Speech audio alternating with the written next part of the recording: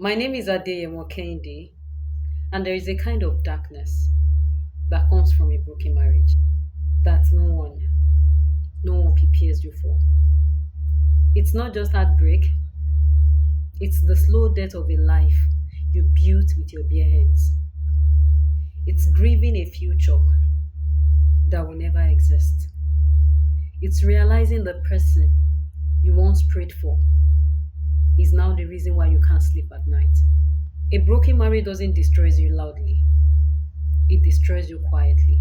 In the morning when you make breakfast for someone who hasn't loved you in a long time. In the night when you lie awake, listening to the breathing of a stranger you once promised forever with. And it breaks you in ways the world never sees. You're becoming good at pretending. You smile with a mouth that tastes like pain.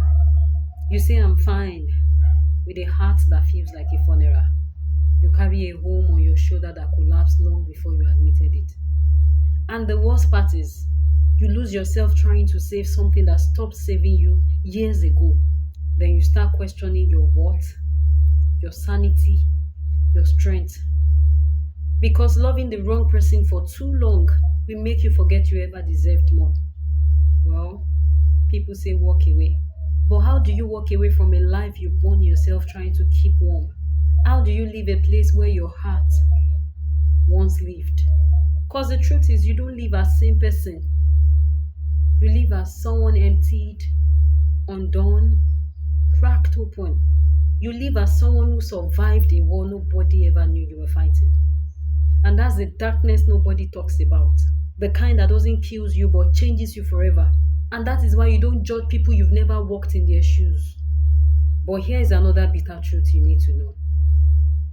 A broken marriage is not the end of you. It's the beginning of you finally trying to breathe again. And healing doesn't come at once. It comes in small moments. The day you smile without forcing it. The day you sleep without crying. The day you realize you're not walking on eggshells anymore.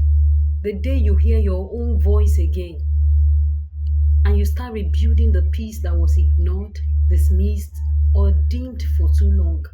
You start remembering who you were before the exhaustion, before you became responsible for holding up a home that was already collapsing.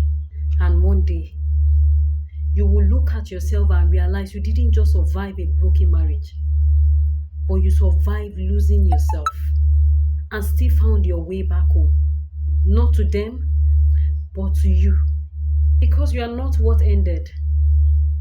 You are what continues.